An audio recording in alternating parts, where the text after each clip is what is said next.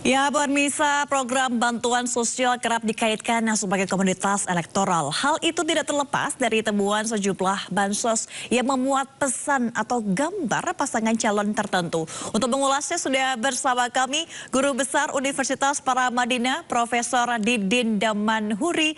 Selamat sore, Prof. Didin. Selamat sore, Mbak Apa Mega. kabarnya, Prof? Baik, baik. Baik ya, terkait dengan bansos kini sudah menjadi isu yang panas di tengah masyarakat, apalagi juga banyak kritikan dari para guru besar universitas. Kalau kita melihat saat ini pemerintah sedang menggelontorkan bantuan sosial sebesar 500 triliun. Bagaimana tanggapan dari Prof. Didin akan hal itu? Ya, bantuan sosial ini tentu bagi masyarakat adalah kayak oase ya yang sangat dibutuhkan. Tapi soalannya ini kan penggelontoran ini kok besar-besaran di saat mau pencoblosan ya. Ya. Dan jumlahnya pun paling besar dalam sepanjang sejarah itu. Penggelontoran bansos itu. Jadi makanya di kalangan guru besar berbagai kampus yang kampus barangnya sudah lebih 200 kampus ya. Dan kemudian bahkan digayung sambuti oleh pimpinan KPK agar ada tata kelola yang baik dalam penyaluran ini.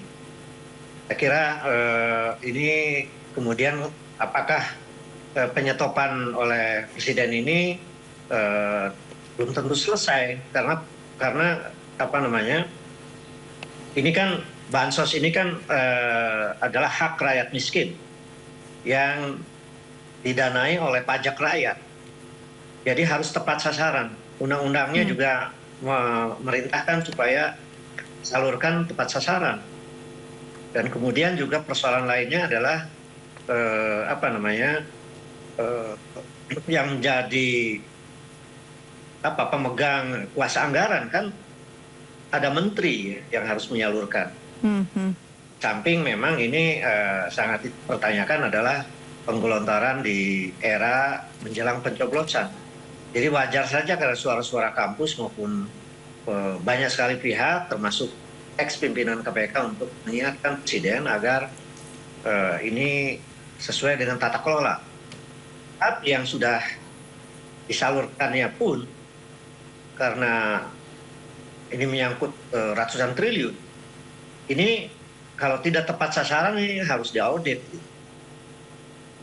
Saya kira demikian yang saya komentari. Baik, artinya bahwa memang para guru besar di sejumlah kampus menginginkan adanya audit. Kalau kita melihat bahwa audit ini pasti banyak sekali manfaat dan juga fungsinya. Mengingat juga banyak temuan Prof. Didin bahwa ada beberapa bansos misalnya ukuran 10 kg ternyata ada gambar paslon tertentu. Prof. Didin seperti apa? Ya, itu saya kira beredar luas bahwa gambar paslon tertentu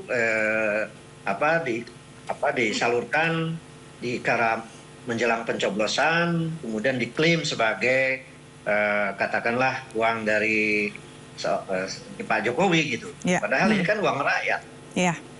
Harusnya kan dijelaskan bahwa ini adalah dari APBN untuk rakyat miskin yang sasarannya pun tidak bisa di pinggir jalan kayak gini. Dan jangan sampai ada penyalahgunaan fasilitas negara untuk menyalurkan ini. Jadi ya prosedurnya harus bertata kelola baik seperti kata ex pimpinan KPK itu. Oke, baik. Kalau kita berbicara Prof. Didin mengenai bantuan sosial yang nilainya begitu cukup fantastis yaitu sebesar 500 triliun. Artinya apakah memang pandangan pemerintah ada peningkatan kemiskinan di Indonesia? Kalau kita melihat bahwa pasca pandemi seharusnya Indonesia mengalami pertumbuhan ekonomi yang juga cukup baik.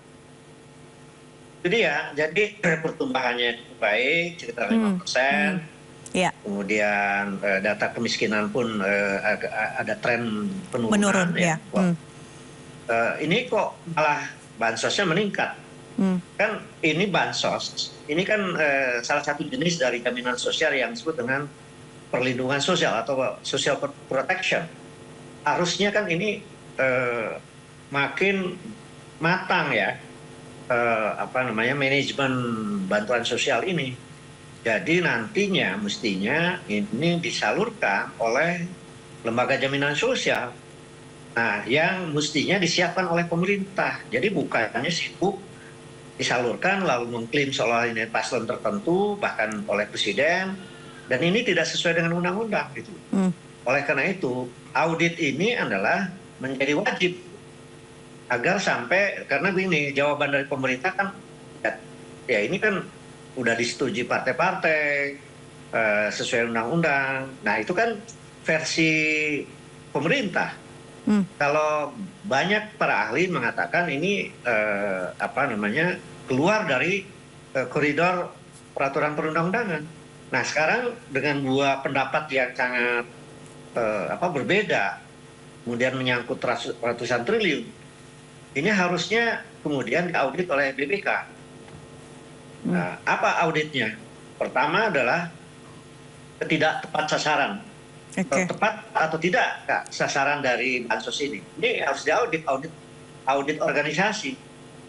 Dari sisi jumlah juga, apakah peningkatan bansos dengan jumlah yang fantastik ini yang tidak lain dengan peningkatan kemiskinan, bahkan ini ada tren menurun, dan kemudian pertumbuhan ekonomi juga relatif normal ya.